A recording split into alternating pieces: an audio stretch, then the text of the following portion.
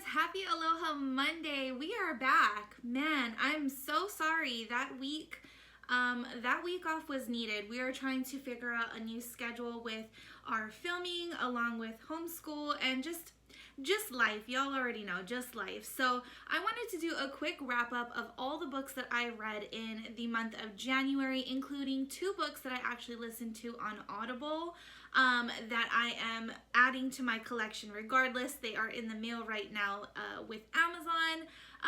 So yeah, let's go ahead and jump into it. But before we do, if you like these types of videos, I would absolutely love it if you guys could go ahead and click that like button. Go ahead and hit that subscribe button because why not?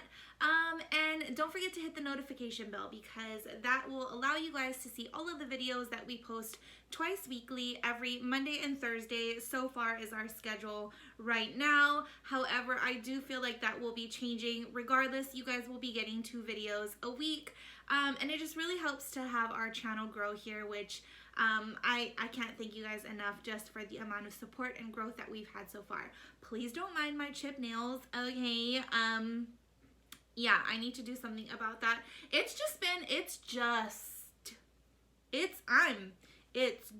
Okay, it's Monday.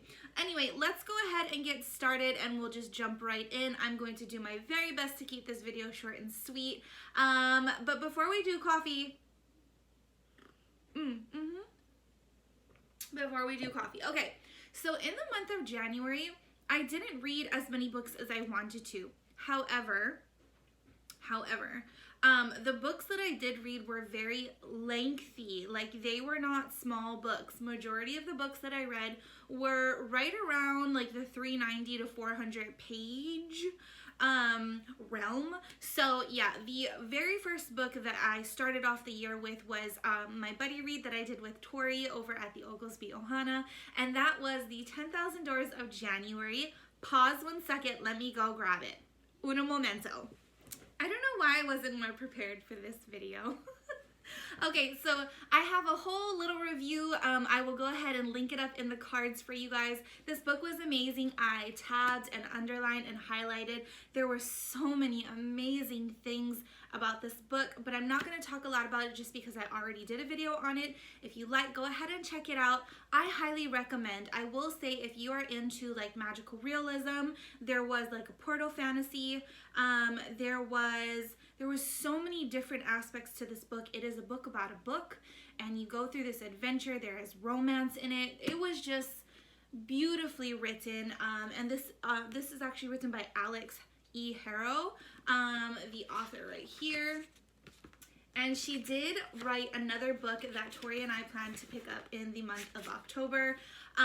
So yeah, go ahead and read this. I would definitely rate this like a 5 out of 5 stars. It was one of my favorite books ever. Next book that I finished, and this is the first time ever reading something by Francine Rivers, is Redeeming Love. You guys, this is a Christian romance. So there are there's definitely some romance scenes in it, but it's so clean and it's so just like heartfelt, and I don't even know how to explain it. So you have our main character who is Angel, aka Sarah, aka Mara, and she is a harlot.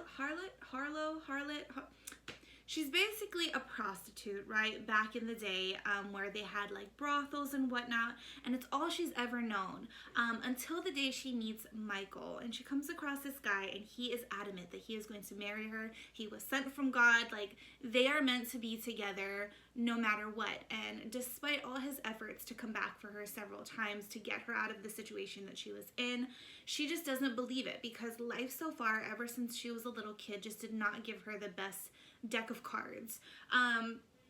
But regardless of all their trials and all of the heartbreak, Michael is able to love her past her pain and to show her that men are not all men are what she pictures, and that he is strong in his faith and that he loves her and he will always love her. So he sees her through some really dark things, and you guys, I could not put this book down. It is a thick one, like it's a chunky chunk. I definitely will be picking up another book from this author. It was the Masterpiece, which is this one here. I cannot wait. I felt like I was intimidated with the size of this book, but honestly, this book was such a good read that it kept me hooked from beginning to end.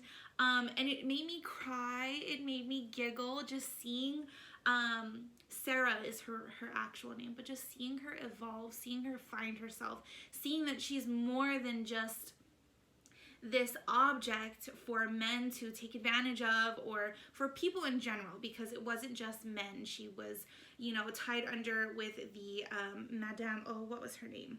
I forget what her name was, but the person that was in charge of the brothel, and prior to that there was another person that she worked for, you know, under his grasp, didn't allow her to do anything. It's just, it was a really, really good read, and I cannot recommend this enough. Definitely a 5 out of 5 stars from me. I absolutely love this book. Okay, the next physical book that I have is going to be A Million Junes. This is by Emily Henry. First time ever reading a book from this author as well. And you guys, this story was beautiful. I don't think any of the books that I read or listened to on Audible this month had bad reviews for me. So this one is basically about June, and she... her family is rivals with another family. There's this deep history that goes with it, and there is these ghosts that kind of like live, not kind of, they live on her property, so they're always there. June suffers a really big tragedy when her father passes away kind of suddenly, and she's just left with this like empty void, right? She gets a stepdad. They're amazing because her mom is finally happy, and it's actually with a family friend that she's always known, but something inside of her just won't let go, and she doesn't think that she can ever move past where she's at in her hometown. And come to find out that this history that they have with this other family, this rival family, hold on one second, what was his name? Ugh, I'm fired, you guys. I'm probably not doing this any justice. Saul. Okay, Saul Eggert. So their paths collide. He leaves town, comes back. She's smitten, but doesn't want to be because she was told all her life she couldn't interact with this family. She was never allowed to go near a certain area. They both weren't. So they just have this really, really big family feud that goes back to a very tragic incident that happened, and these ghosts that are on her property actually help guide her to see the truth, to see what happened. And it's really beautiful. It's a lyrical story. I probably didn't do any justice with this book. I highly recommend you picking it up. I also paired it with the Audible. Totally worth it. It had me crying. It had me like all up in my feels. I just thought it was a beautiful story. So highly recommend. If you are not the type of person that likes to hear stories about like death and that sort of thing, if that's a trigger for you, go ahead and read all the warnings first on Goodreads, or you know, on YouTube or whatever you need to do. But I highly recommend this book. It was amazing. Okay, and the last two books that I do not have a physical copy of, but they are in the mail because I love them so much. The first one is going to be Finlay Donovan is Killing It. This story had me cracking up. It had me like, I was rooting for the main character all the way. So Finlay Donovan is this stressed out, recently divorced, single mom of 2. She's a hot mess. Like, if you guys, I related to her so much in the fact of like all the crap that her toddler and her 5-year-old were going through, like just the day-to-day things, all these things that pile up and just stress you out, and you're like, oh my God, can I catch a break? So Finlay Donovan is a struggling novelist. I believe she writes crime novels, crime stories. Sorry. Yeah, so she writes books about crime, right? And she's under contract to write a book that she hasn't even started yet. Her literary agent is down her, like just constantly on her ass about it. And she has to face her husband, who still pays pretty much for all the bills, because right now working as, you know, a novelist, it's really, really hard. She doesn't get the money right away. So it's just all these things piling up. And then come to find out that her sleazy ass husband ended up sleeping with their real estate agent, and they now live this like lavish life right down the road from her in this like big ass mansion.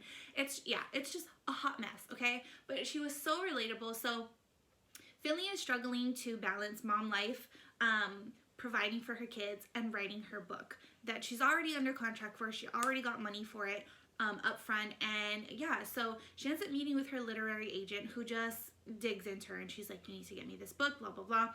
But as she's talking to her literary agent at Panera, okay, she's overheard by this other woman, and this other woman thinks that Finlay Donovan is a hitman. And so she mistakenly gets contracted to kill her husband, that she is like, just wants to get rid of him. He's a bad guy, blah, blah, blah. So Finlay Donovan is in this predicament where she's like, oh my God, she's totally mistaken. I don't know what she thought she overheard. And she's like, but the amount of money could really get me out of this funk, right? And so she ends up going to like figure out a way to go through with hitting this guy, right? Murdering him and covering it up. And just everything goes haywire. Everything and anything just goes haywire. She ends up finding her babysitter was fired right from under her. So it's a whole bunch of things that go into it, but I could not stop listening to this book. It was fast paced for me. I think I listened to it within like 2 days. Yeah, it was a really, really good book. I think all of the books that I read this month were just, or in January, were just amazing. So I highly recommend it. I really enjoyed the writing style. Yeah, and I'm really looking forward to the second one. I think the second one, hold on, I have it right here. The second one is going to be Finlay Donovan Knocks 'Em Dead. So I don't know if she continues to do her line of work accidentally. Yeah. And then the last book that I read or listened to on Audible for the month of January is going to be The Keeper of Night. So this book was totally different for me. I had seen really great things on like Goodreads, but it was the cover that sold me. I was like, I want to listen to it. I had never listened or read a book like this before.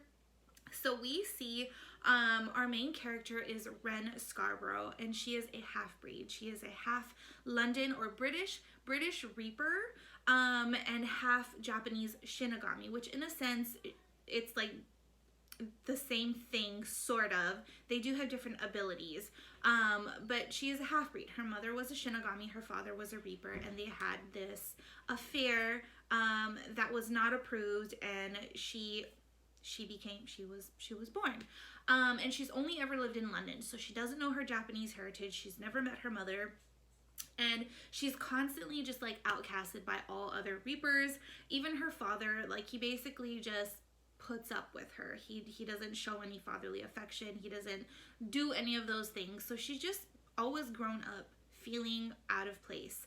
And the cool thing about this story was that I got a little bit of I don't want to say, well, yeah, like a little bit of history, I guess you could say, or not mythology. Is it like mythology? So we see these stories of like Reapers and Shinigamis, and you get a little bit of a glimpse into like the Japanese style of, I don't want to say folktale. Is it mythology? I don't know. I'm over here trying to use big words, guys. Yeah. Okay. So anyway, Wren ends up not being able to control her Shinigami abilities when she is constantly bullied by this biatch of a Reaper. And what happens is she ends up injuring her. And because she injures her, she knows she's going to get in trouble, so she decides to flee.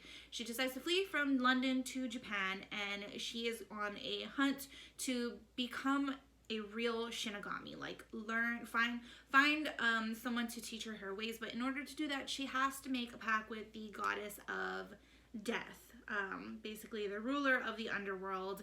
And in doing so, she is tasked with this pretty dangerous and like ridiculous task to kill 3 very powerful yokai.